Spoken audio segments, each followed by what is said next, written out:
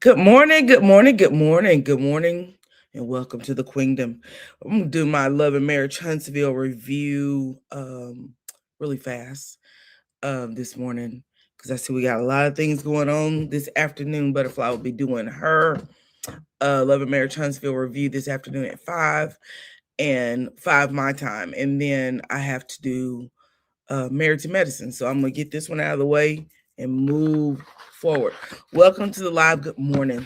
Good morning. It is bright and early here in my state, my city, and I am ready to get the day started. Good morning, Symmetry. Good morning. Let's get started. Let's talk about this episode of Love and Marriage Huntsville. It was titled Lay Down, Stand Up. This is season 10. This was episode number 15. Great episode. I believe if you believe in the idea of love, intimacy, and getting to the root work of relationships, you would really understand this video, or this episode, and really enjoy it. I absolutely enjoyed the episode. And I believe that marriages sometimes require you to go do the work and go to therapy. And as we notice, we saw Scott 1.0 and 2.0 both in therapy this episode, and I love both of their episodes and both of their scenes. Let's get it going. Marcel and Tisha meet up at Schultz at the Scout office, and it shows Tisha driving up. Apparently, Marcel was already there. Tisha said she's put that whole winery thing behind her, and she is ready to move forward. She's over that stuff.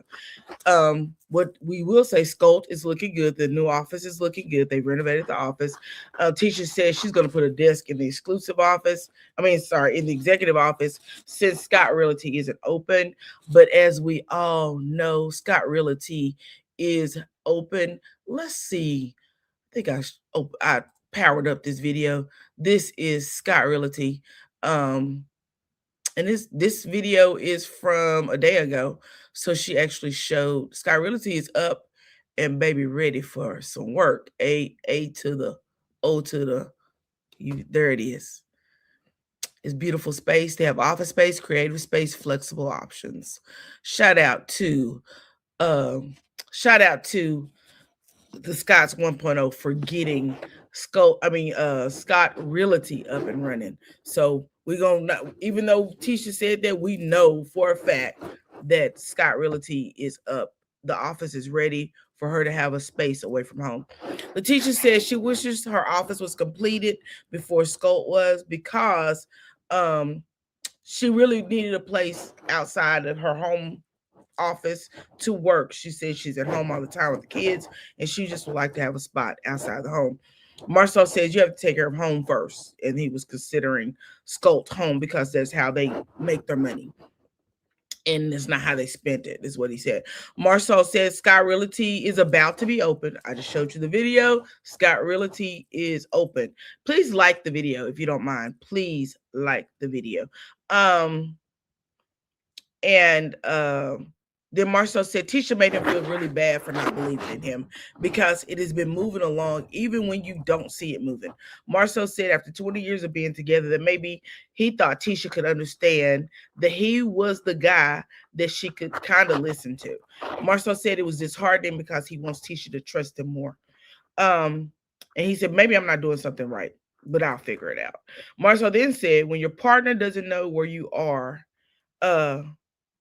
at, the only feeling you have is loneliness. And I understood what he was saying, because mentally, if you don't know what your partner's thinking or what their processes are, it will make you feel lonely because you'll feel left out. And those are some challenges of being married, being honest with you.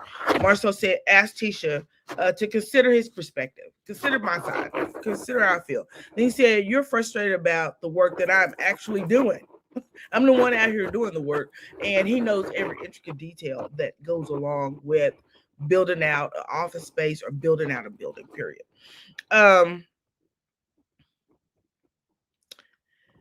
Marcel said, please don't take your frustrations out on me because I'm actually the one doing the work. He says that again. When he comes home to his place of refuge, which is his home. He said, I don't want to be down because she's taking her frustrations out on me. Because Tisha is frustrated and she wants to be, good morning, butterfly. She wants to be in that office space. She is said that over and over and over. My sound is a little bit off. Oh, don't say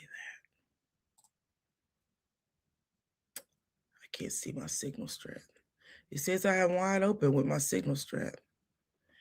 Let me go out and come back in. Let's see if that. Okay, I'm back. Is that better? Let me know. Where's that? Tisha says she just wants things done. I just want to get this done. I want to be in my own office.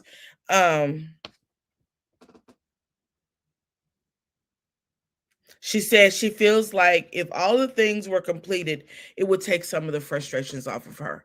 She said, "Yeah, you sound, yeah, like a scratchy sound." I'm not using a mic. I'm using my built-in mic on my MacBook.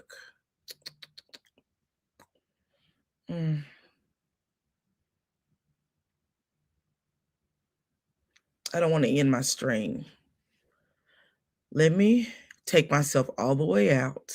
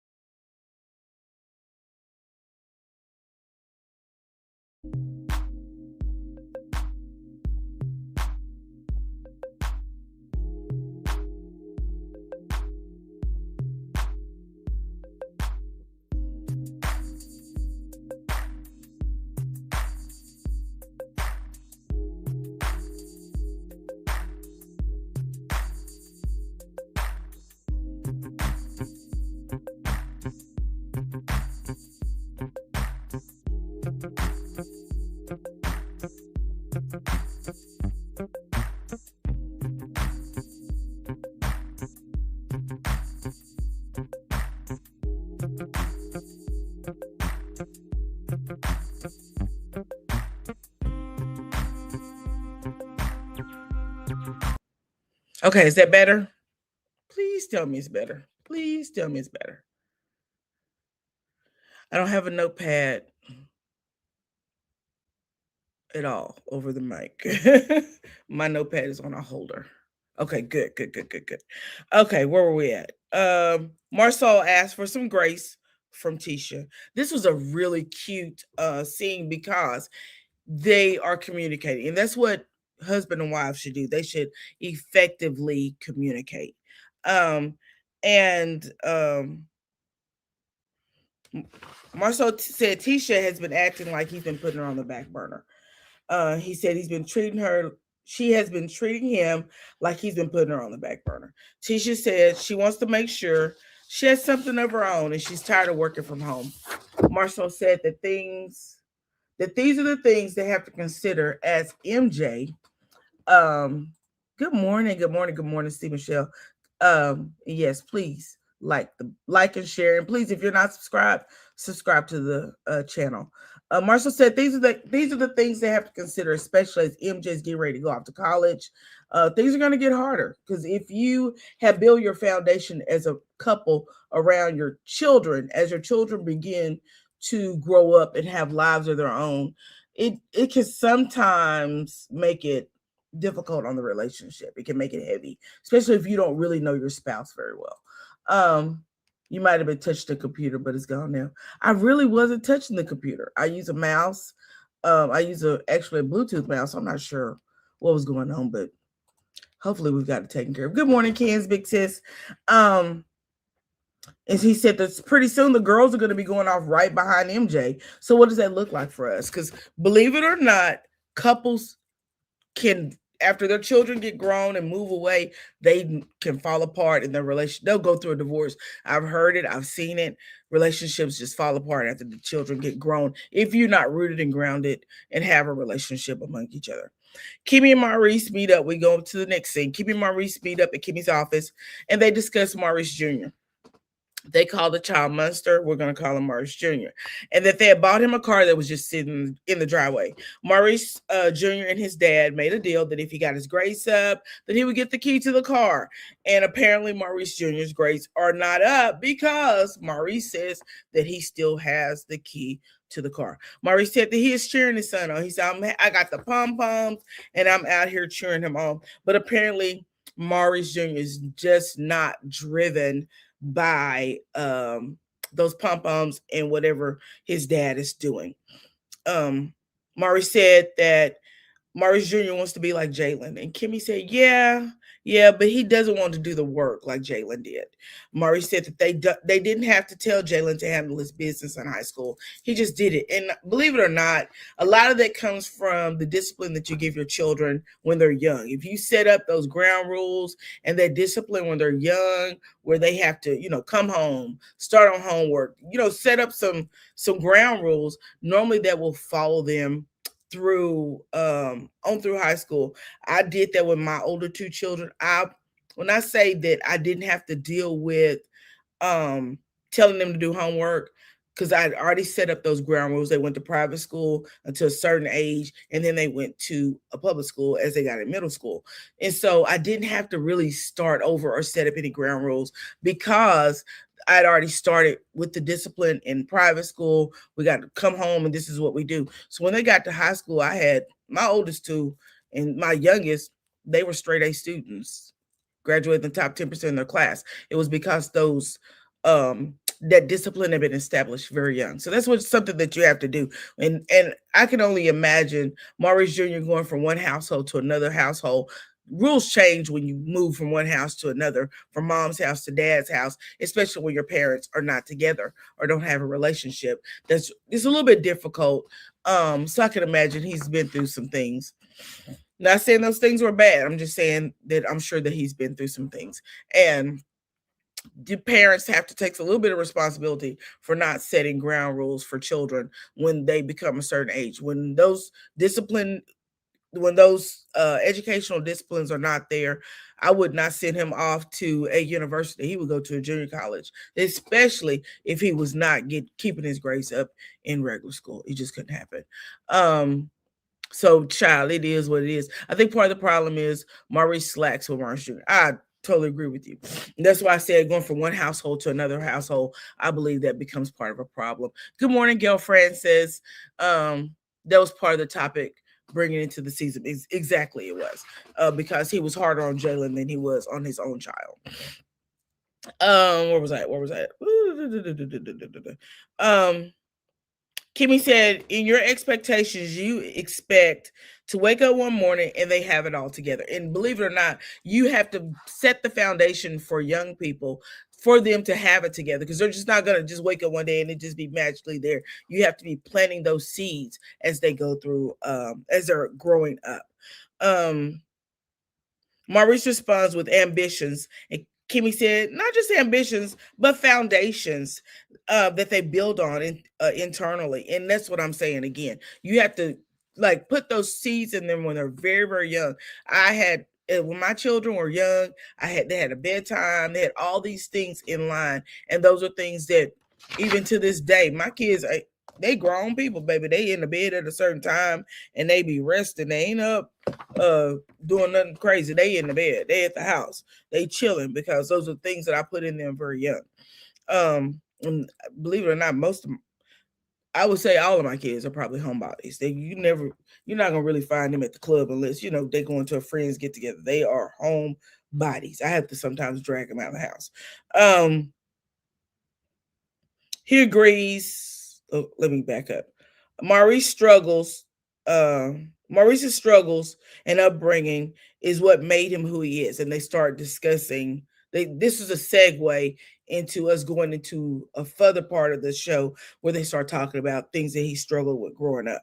But Kimmy tells him, she said, you have to remember that Kimmy said that Maurice Jr. is not you. You have to remember that, and that the things that you struggled with as a child is what shaped and formed who you are today. And I think as adults, that's something that we always have to remember. And Maurice said that when his father went to prison, they had a lot of outside voices, but some really good people who were close to them stepped in and helped them with the situation. He didn't elaborate on that, what the outside voices were.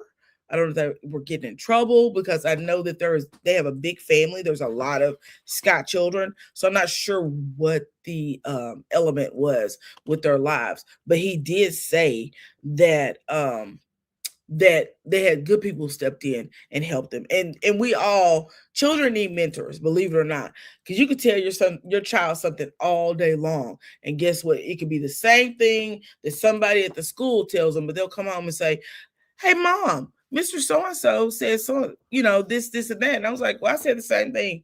"Oh, did you?" Right, because they'll listen to someone else before they listen to you. Maurice, he agrees that his outlook on life has a lot to do with what he overcame as a child. Kimmy says that she thinks Maurice still has parts of him that he needs to open up about. Kimmy said that Maurice has the introspective to point out what everyone else around him is doing wrong, but he does not see what he does. Kimmy said that being open is what moves the needle, and I totally agree with her. Then she said, "I believe he needs an unbiased person who meets Maurice just out of the blue and tell Maurice what his issues are." And I totally agree. Kimmy said it's easy for Maurice to blame her for everything. And I can see that. For some reason, this man, I don't believe, holds himself accountable for much. I don't think that Maurice takes accountability for a lot of the things that he does. Maurice says he's looking forward to continuously growing through therapy. So we know from this point that Maurice, good morning, Miss AKA, that Maurice actually has decided to incorporate therapy into his life, because Maurice said he doesn't want to frustrate Kimmy. He wants her to be happy. I don't believe that. I believe that he's a little selfish, and he only wants his needs met. And whatever that looks like to him is whatever. I really believe that Maurice, his mouth says one thing, but he does another thing. And I think he has some impulse control issues, just like a lot of people on this internet. But I really believe that he needs to work on his impulses. His impulses have him doing some things that he probably should consider his wife for. So yeah, I really agree with that. You said he lacks self-awareness. Totally agree with that symmetry. I don't like Maurice too much. Sorry, not sorry.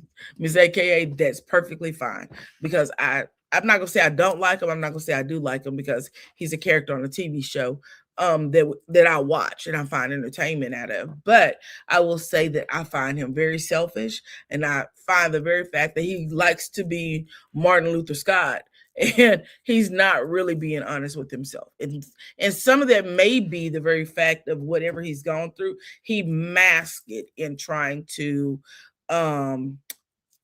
influence others. I'll put it that way. You said Maurice needs individual intensive therapy. I totally agree with that. But doing couples therapy is a step in the right direction, I believe. I totally believe. Next scene is Nell and Chris at their home. They're sitting out on the patio, the famous patio where Miss I Left Love and Marriage Huntsville threw the glass at Martell's head. Nell says she isn't big. They walk out. She had their eating. I don't probably just some lunch or whatever. And she said, "I'm not big on girl strips." And we see that you aren't. Nell, you're very honest that you're not big on girl strips. Chris asked, did they ride down to where the winery together? You said return Nell and her wigs back to sender. I totally agree. He asked if they ride down together. You could tell they were trying to get the conversation started. Excuse me, y'all. That they were trying to get the conversation started, and they're not naturally just can sit down and do the work. They kind of have to get a little bit of moving on. So they probably had some cues, and they were trying to get this conversation. So Chris goes, "Oh, did y'all ride down there together?" And Nell tells Chris that they rode in separate cars, so on and so forth. And Nell tells Chris about the conversation at the winery. She said they had these baskets and they were supposed to put some transparency inside of the baskets. This, it was a weird that she used the word transparency when she mentioned those baskets. What is it with folks and girls trips? I love a girl. Me too, symmetry. I do a girls trip every year in February. This year we went to Africa. The year before we went to Jamaica. The year before that we went to Bali. I love my girlfriend group and I love the trips that we go. We have a good time. In fact, I might block out all their faces and show y'all something. We do a group photo every single time in matching gowns. We do something, some kind of color coordination, and we do it all in matching gowns. And we've done that for all of the trips we've gone on. And we always have a great time. Always have a great time. In fact, we don't even fall out. The one of the girls brought her daughter and they fell out, but we always like we was trying to get them back together. Hey, what y'all fighting for? Y'all da da da da da da. But girl, as far as the girls go, baby, we on vacation. We on vacation. We gonna have. I'm gonna be down there by the pool, and we got an Airbnb in Africa. Well, we moved around in Africa. We did Airbnb. Then I went to the resort, baby, because I figured that I need somebody to make up my bed and I need to go down there and get me something to eat. I need a pool right next to. I didn't want to do all that other stuff. So when we got to Zanzibar, I stayed in a resort. In fact, the 5-star resort. But and they stayed in the Airbnb, baby. I was very comfortable in my resort where it was people room service and all that good stuff because I like the amenities of trips. So I love a good girls trip. In fact, when we went to Jamaica, on my YouTube, I've shown y'all the house we stayed in Jamaica. I loved it. Only thing was, it was a long way from the city. So there wasn't any, let's say today I woke up and was hungry. I can't get an Uber to take me to the city because we were a little bit away. So you have to take your losses any way it came. Good thing is we had a cook, but she only cooked one meal a day at our Airbnb. So you have to kind of weigh the things, but I always have a good time on my girls trip. Baby, I'm not going on no girls trip with broke girls either. If you broke, you can't. We ain't going on trip together. I go with the girls who want to spend the funds and have fun. Symmetry, because she doesn't know how to get along with folks. Remember how she flipped out over a name card. That's true. I mentioned that the other day. She has a tendency to kind of go off the rail. And I think maybe she's under a lot of stress. She may need to go to therapy. While we saw these other two couples going to therapy, she should have been in therapy. We know she's refused therapy. Neil could have put something in the basket and the buzzword transparency. Exactly. We talked about that. We talked about how the transparency popped up with what was Tiffany, I think, brought in the word transparency. We've been using it ever since. We do not want a struggle trip at all. You can stay home if you got a struggle. We do not want a struggle trip. They're supposed to put some transparency in the basket. She didn't put nothing in the basket. Nell said Letitia, and then she used the word bitch, put a snake in the box and was throwing shots at me. And she said, I'm not dumb. I knew she was talking about me. Chris said, well, if she owns the snake, what does that say about her? Chris, step out of that. Nell is ridiculous. The point of the baskets was to try to get to know each other better. Nell is too worried about carrying on OBS. Girl, Nell needs to really just sit down somewhere. Just sit down, listen first, then talk. Because I think she does a lot of talking without even listening to herself. Because I'm going to show you where Nell fully lied to us.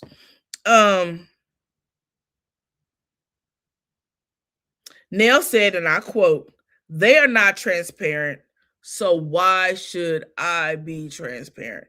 Now, last week, when Nell was sitting at the table with the ladies, didn't she say, I've been transparent?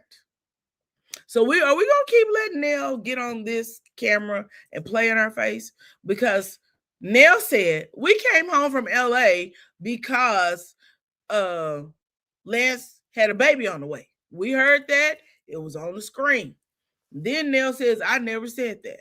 Okay. Now Nell told us last week, I've been transparent. And then she tells her husband, they're not transparent. So why should I be transparent? So you're telling us that you're not transparent. You're just a liar.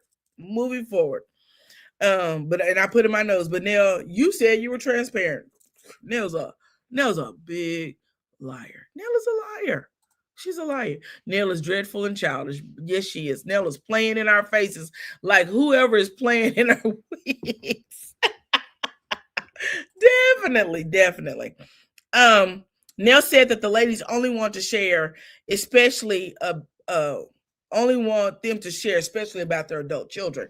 And I put in my notes, Nell, you are such a liar.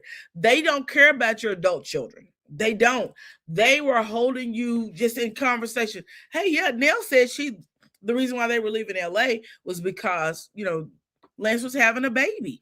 Nell has taken this little tidbit that Letitia said when this show first returned back, in a little small line, and has created so much more about. She's just created this big mess over something that was nothing. It wasn't said in malice. It was just a matter of fact, a kind of thing. You know what I'm saying? Child, whatever. Nella's a liar. She doesn't want to own her BS at all. She's so in her own head all the time. Exactly, Kansas big sis. I don't understand why Nell, apparently, that's why I said she needs to listen. I don't think she listens to herself. I think she just talks at all. I just think she's just out here wilding out. Chris said, do you know what the problem is with you and Letitia? And Nell responds, yes, you and Marsau. Okay, now I want y'all to pay close attention to this. You and Marsau. Nell then says, there is always so much on the streets about you and Marsau, who you are effing and who Marsau is effing. The NDA, women and marriages. Did y'all hear that? So the issue is not about no adult children, even though that's what Nell says. Oh, they want me to share so much about my adult children. Bull swanky.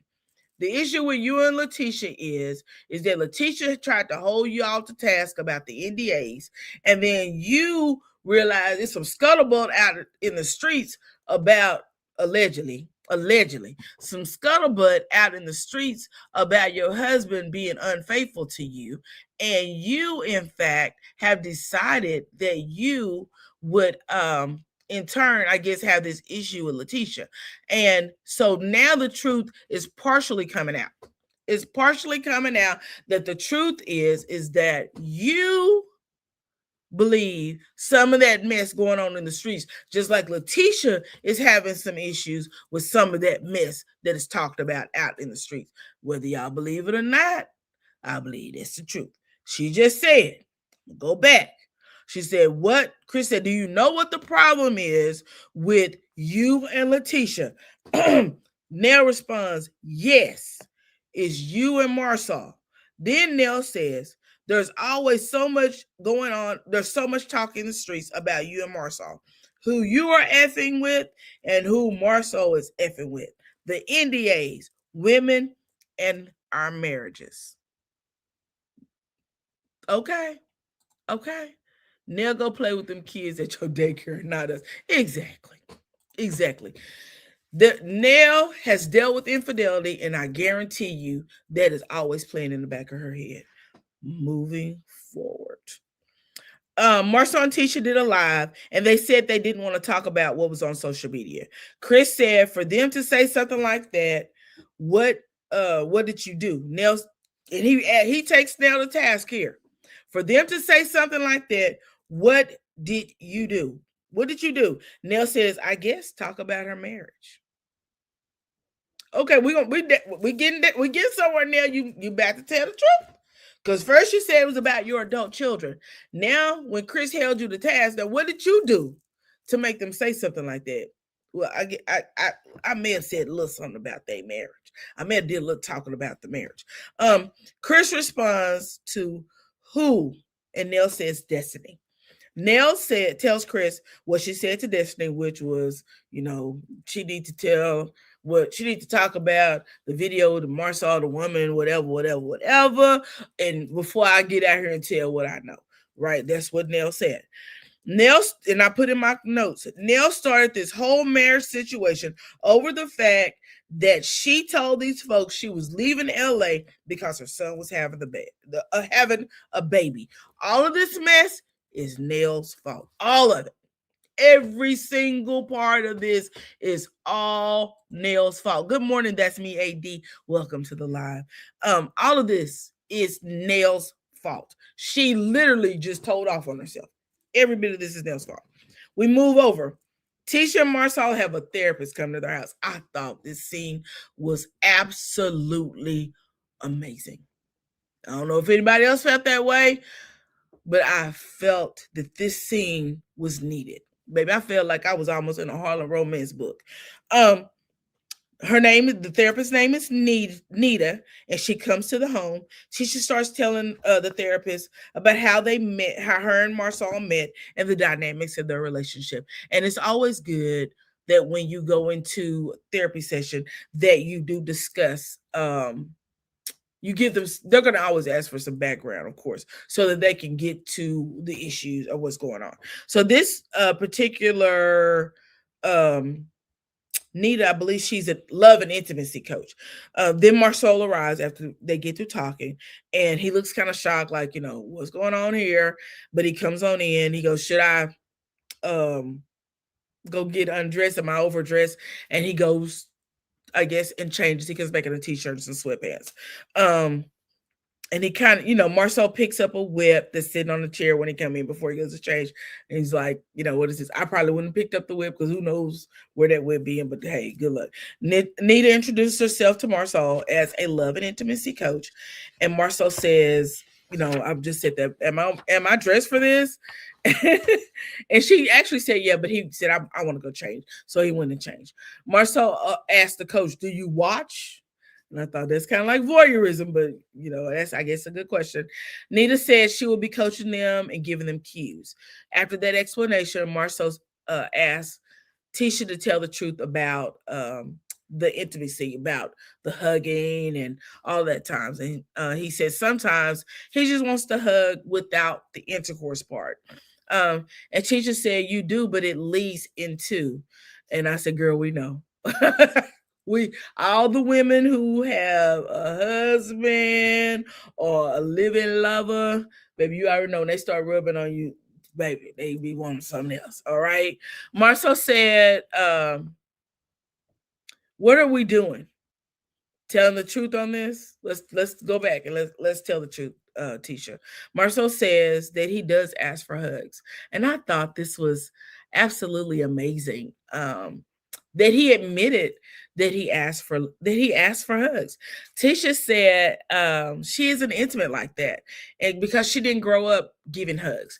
And I'm gonna tell you this: a lot of African American families, Black families, aren't huggers. And I don't know. It could probably go back in time through our ancestry.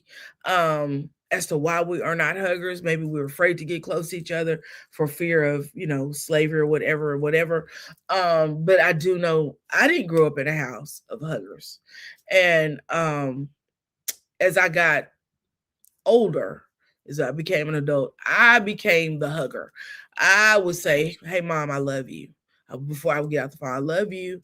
And I can remember as my mom was aging, before she passed away, I would go to her apartment because my mom lived in a retirement village, and I would leave and I'd be like, I love you, Mama, see you later. And she would say, all right. I was like, I love you, Mama. And she was like, all right, see you later. Until I would go back in and stand in front. I was like, you don't love me? And she was like, girl, get out of here. I love you. But you know what? It's a different story when you hear it. I said it so much until when we departed, she would say, I love you. I love you. I love you. See you later. But it becomes a practice. It is something you have to, especially if you don't grow up with it. In my mom's later years, I sat down with her and we talked about her life growing up, what it was like to live with her mother and her father. And she actually told me her dad was a really tough guy. He was really, really, really stern, and he wasn't a hugger. Her mom passed away when she was 15. So there's a lot that goes into the reason why people are not always affectionate. And a lot of people grow up that way. Butterfly says, that was a really good scene. It definitely was. I actually appreciate Marcel's vulnerability, but I do understand his point about um not being more confident in their marriage. I do too. Yeah, Tisha not being. I definitely. I when I say I understand his point. But I'm gonna tell you something that was said later on in Maurice and Kimmy's therapy session was that a lot of times your childhood of course shapes who you're going to be, and I believe that has both of their childhoods shaped who they are today, even as a couple and even after being married for 20 years. I'm telling you, I grew up in the same house with my mom and my dad, and I don't remember, my dad hugged me a lot because I was a daddy's girl. I would go jump in his lap, wrap myself around his neck. So I kind of forced that with my dad, and I was again a daddy's girl. I was his baby. um my mom was not so much. She was a workaholic, raised children. My mom was stern, pretty much like her dad. And so when it came down to hugging, she just was not that affectionate woman until I saw my mom was very strong. Like she watched all of her siblings pass away, and I rarely saw her cry. So when I saw my mama cry, I cried because I never saw her cry. So that was one of the things you have to remember. Childhood shapes and forms who you are, and it takes time to develop other habits: hugging, kissing, touch.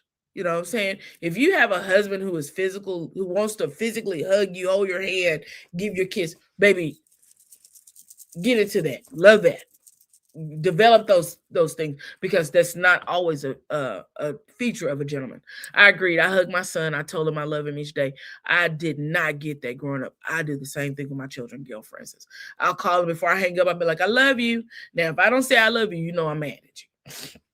My kids will say that. My mom don't say she love me. It's because she mad at me. I don't depart my home. I don't get out the phone without saying, hey, I love you. Go away, Roger. I had to get that out of my system. He's so funny. Hey, Symmetry and Miss AKA Gail Francis is speaking. Marshall said his love language is physical touch, and some people's love language is just physical touch, and I love that for them. You have one who has his love language is physical touch, and one whose love language is not, and there has to be a happy medium, because remember, the kids are growing up. You got one going off to college, and soon you'll have more going. Your other two will be following behind their brother going off to college.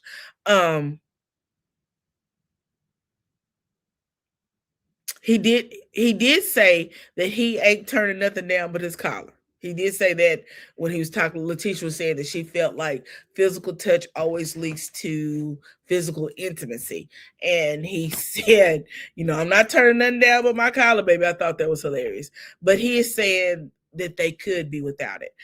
They begin the exercise, and it's very intimate, very, very intimate exercise. I mean, it was almost like, I was like, girl, let me close the door and give y'all some privacy. It was very, very intimate. Marcel looks at Tisha in the confessional and says, I love you. And they kiss.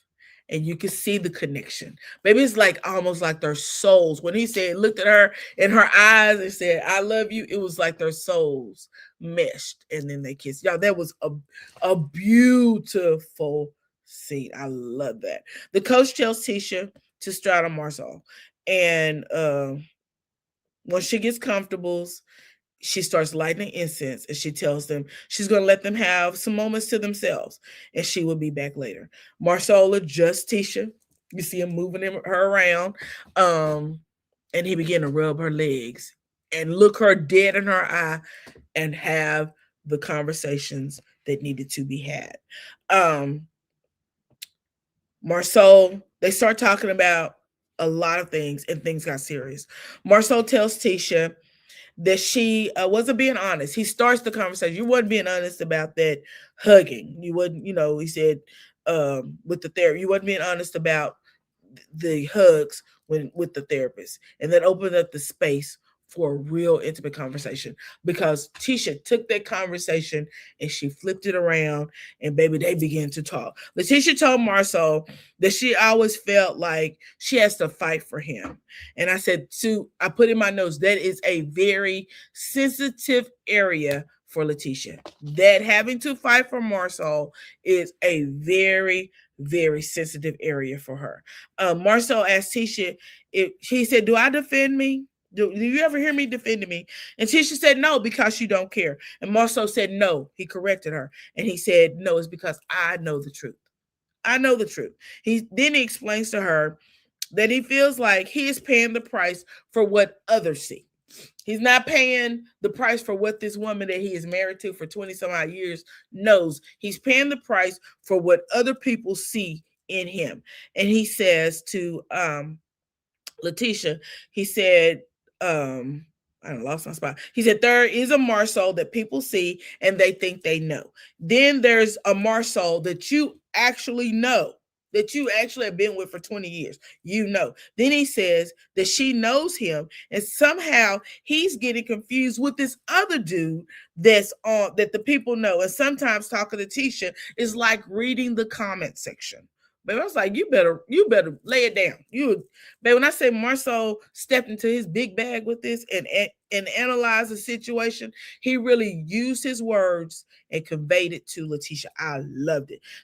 He said, there is a Marcel that people think is controlling, overbearing, and not supportive, etc. And then there's a Marcel that works his ass off and gives you everything that he can give. Baby, come on, Marcel. Everything that he can give, everything that he has. Marcel says that he isn't accepting any of those other crazy things, but he accepts the fact that he could find better words to tell her and to get his point across, and that he could listen to her more. When I tell you he's doing all this while rubbing Letitia's legs, he's keeping eye contact with her, and he is making sure she is hearing him. He is making sure that his wife is hearing him. And he said, I could try a little tenderness. Tisha said, moving forward, that she's not going to say anything when people say something. Marcel said, this isn't about anyone else. This is about your confidence and your assurance. And I said, I love this interaction. When I say this warmed my heart, I love this interaction because, believe it or not, husband and wives do not get an opportunity or a chance to sometimes break down the small things. And those small things, if not broken down, become big things and can rip a hole into a relationship. Marcel said that that's all he cares about. He only cares about Tisha's confidence and her assurance. Tisha said that she has to be stronger with dealing with the outside noise. And then the scene ends. Y'all, I thought that was an absolutely amazing scene. I know people on the internet on this YouTube have a whole different view of this, but y'all, that scene, because you have to build the foundation as your children begin to grow up, because because they had children early on. Tisha said that to the life coach. They had children early on. So you have to rebuild that foundation, because your life has been surrounded around taking your kids to soccer practice, taking them to recitals, taking them to school, picking them up from school, making lunches, cooking dinner. When your children move off and go on with their lives, you have to decide who's going to cook dinner. How's the house going to get clean? Things shift and they change. And I love them for getting a life coach, a love coach, whoever she was. Baby Nita came in there. She opened up the door for them to do the work, and they did the work. I love that. I love a good therapy session. And that was absolutely amazing. Ms. AKA said he is a good communicator. I give him that. He definitely is. And he communicated what he needed and what he wanted. How he spoke sounded like he was a narrator on a documentary. I guess you could say that, but he was speaking to his wife and he was looking her dead in the eye. So maybe she got the message, and I did too. It's so sad that a lot of the content creators were still trying to tear them down in the scene. And that's something I don't understand.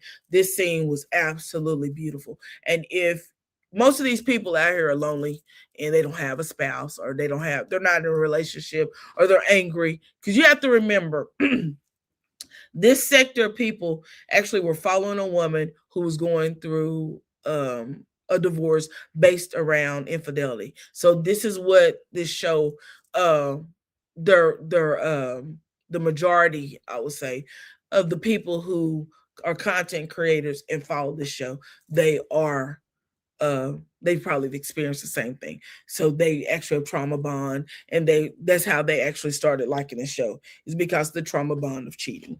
And I think that's just it. Miss That's Me AD said that yes, that was good. I really enjoyed it. The next scene was Kimmy and Maurice at the therapist. And I think the therapy group was called Marriage Menders. Sonia and Derek McCullum.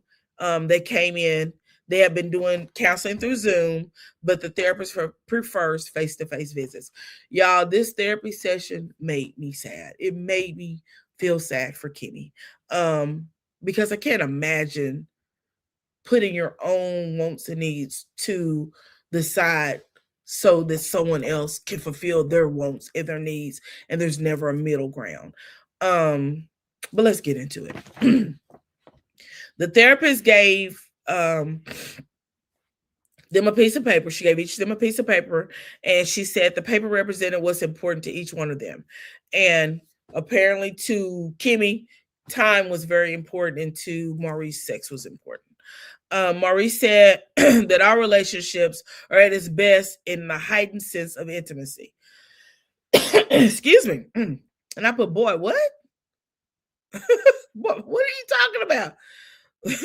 So relationships are at its best in the heightened sense of intimacy. But I think when you think the intimacy is only a physical connection, intimate, I believe that intercourse, I believe that you got the game all messed up, Betty.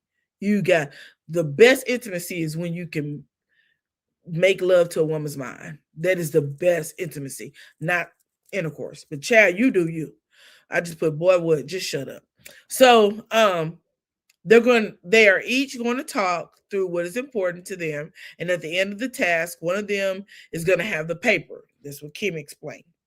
And I thought, okay, that didn't make a lot of sense, but okay, yes, Gail Francis Maurice is selfish. He is a selfish person. Kimmy says she feels like she doesn't get enough quality time, and Maurice starts talking about sex because he feels like that's quality time.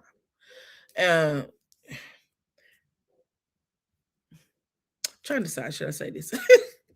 When I tell you that if you think about the act of intercourse, it is a barbaric act. Bang, bang, bang, bang, bang, bang, bang, bang, bang, bang, bang, and it's over.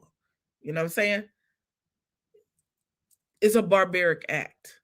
But if you give me something that will stimulate my mind, my thoughts, my love, who I am as a person, that is more lasting than that 2 seconds.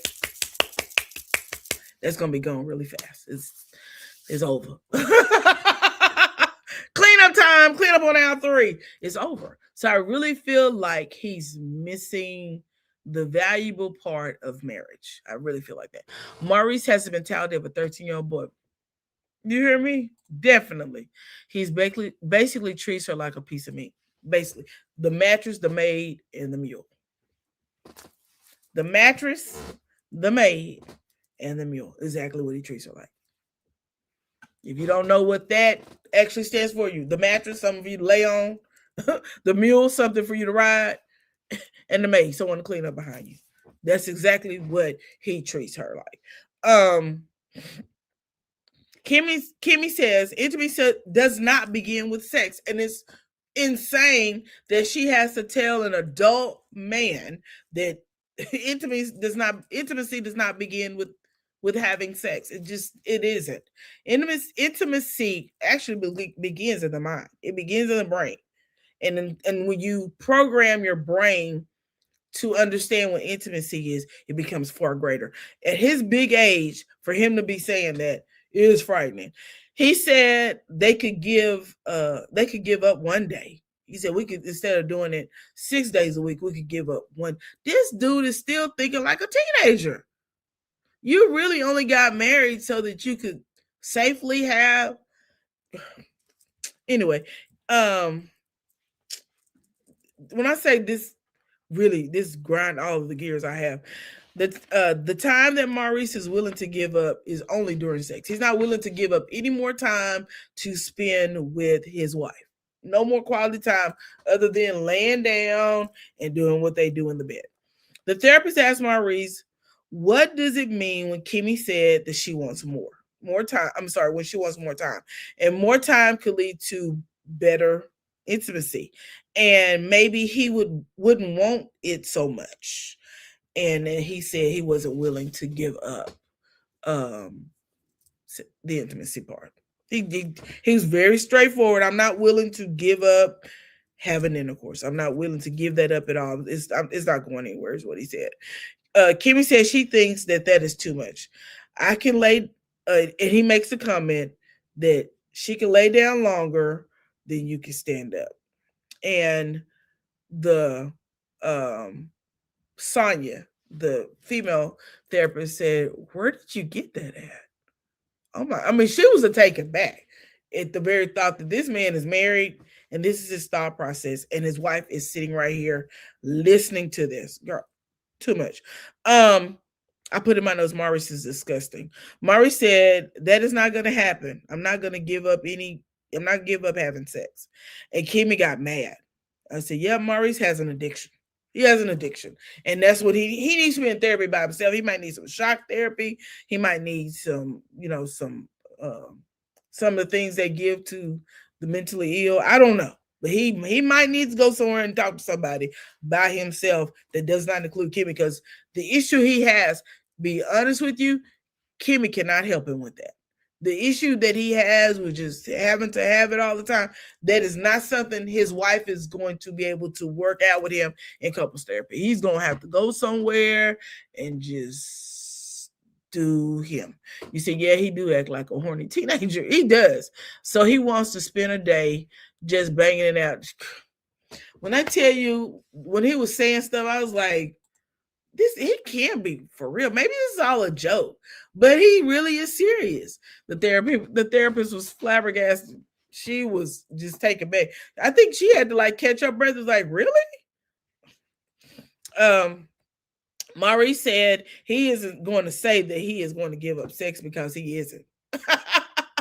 Dude, the therapist told Maurice that sex has become a self-soother for him, kind of like a pacifier. When she said that, I was like, that is a great analogy. Like a child, you put a pacifier in their mouth and it makes them feel better for the moment. Because that is the reason why he's saying he wants it three or four times a day. I cannot imagine being in Kimmy's shoes. If I was Kimmy, I would stay at the office all day long finding something to work on. When I say I would work all day and all night, all day, all night. When I would get home, he'd be asleep. Trust me. If he went out there and did what he did, he would just have to go out there and do what he do, and it would be no more me and you. Maybe I would go on with my life. There's no way I would deal with this. There is no way I would deal with someone who only wanted me to lay down and be his mattress. There's no way.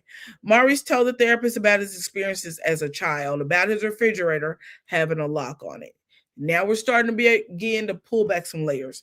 The therapist asked him, who put the lock on the refrigerator? And he responds, my dad. And his feelings, she asked him, how did you feel about that? He sounds very angry. Maurice started experiencing emotions while he was talking about it, because his voice heightened. So you could tell the emotions were there. Actually, when he was talking, I actually began to remember Maya Angelou's poem, Who Will Cry for the Little Boy? Because the little boy in Maurice needs to cry. He needs to cry out. He needs to lash out. He needs to get it out.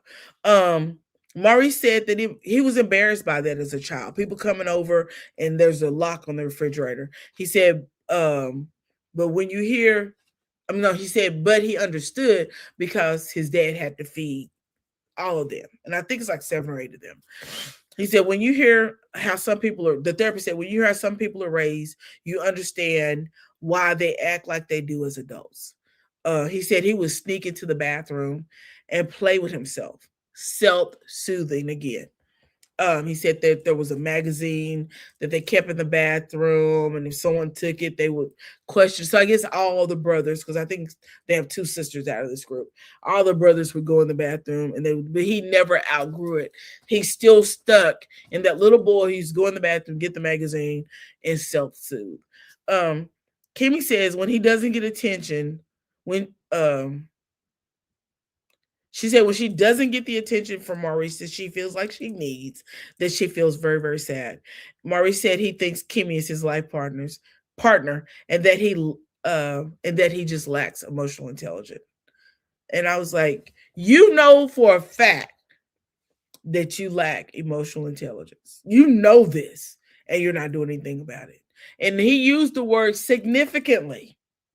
I significantly lack emotional intelligence, and you choose not to do anything about it. I put in my notes, Kimmy feels very sorry for Maurice, and I will tell you this as a nurse. You tend to have empathy with people who do not deserve it. You empathize with everybody, sometimes even your own spouse. And she's going to have to get to a point with understanding you can't fix everybody. And I know she loves her husband. I'm not advocating for divorce, but I'm advocating that he get some help further than this therapist. And I put in my notes, the therapist affirmed Maurice. She affirmed him. You're still stuck in a childlike state. You're still stuck as a kid. Your Francis said, I would not deal with a man like Maurice. I wouldn't either. Not for a moment. I wouldn't deal with him for a moment.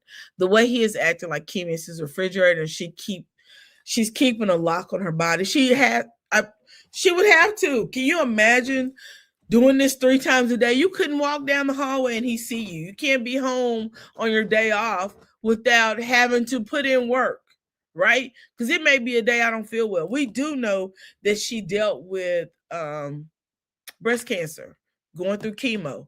And this man said she was willing to sacrifice her body for him. I'm sure she's just laying up there at this point, just letting him do his thing. What they said on The Color Purple, I just let Mr. get up there and do his business. I just let Mr. do his business. Because, girl, there's no way you can remain in body and enjoy that. There's no way. 3 times a day, and he's still not giving you what you need mentally. No, ma'am, you're not enjoying it. He was hard to watch, Michelle. Oh my God, he was hard to watch. He is extremely hard to watch, very much so. Anybody who could tell you they lack emotional intelligence, he knows for a fact that he has an issue, but still he's not willing to fix it. I'm not going to give up having sex. You're going to give up something, buddy. I agree he needs professional. He needs way more help than he can get. There's no way it's enjoyable. None. Not when you know for a fact that you're just being used as a mattress, a maid, and a mule. There's no way, because all that is always going to sit in your head, no matter how many times, because you're doing it so you can keep them around. I know, girl, you ain't that desperate to have no man. I know you not. This man got a lot of growing up to do, and he said it with a straight face. See, Michelle said it with a straight face. Oh my God. When I tell you that was hard to watch, it was so, and it made me feel it really sorry for Kimmy, and also made me angry. You guys, I enjoyed this episode. It was very eye-opening, very enlightening. I'm glad that there was a layer pulled back from Maurice, and that he actually knows he lacks emotional intelligence, and that he knows that doing this to his wife is an issue. What bothers me the most is he's not willing to alter that or fix it. And I'm not sure what that means for Kimmy. But I will tell you this. I believe Kimmy's tired. I can almost hear it in her voice. I believe she's tired and probably almost fed up. I think when you get a certain age in life, because I believe Kimmy's in her 50s, I believe when you get a certain age in life, you don't want to start over. You want to keep what's familiar. But if what's familiar is causing you grief and heartache, maybe time to move past what's causing you grief and heartache. I feel sorry for Kimmy, but she still allows it in a way. She does. She allows it. For what reason? I don't know. Maybe she does love him. But I cannot imagine you wanting to have sex with someone 3 times a day. And it's a problem, and I'll tell you why it's a problem. Because you literally have been telling us about this for seasons. You told us about remember the cabin trip they all went on as a couple when Mel told her she was pregnant with the baby, the youngest child. They had a conversation before they went, and she asked them could they not have sex on a trip, and he said they could reduce it and maybe just once a day. You're not even willing to compromise with your wife. Baby, way I will send you packing. Baby, I will send you packing. I will send you packing. Oh no. She is tired. I believe. Oh, you said she tried. I'm sorry. She tried. She did try, but I think she's also tired. I could really, there's something in here about this season that's different about Kimmy. And I really think she's over it. All right, you guys, if no one told you today they love you, get your day started. Get you a cup of coffee and enjoy it. I love you, and there ain't a thing you can do about it. Bye-bye.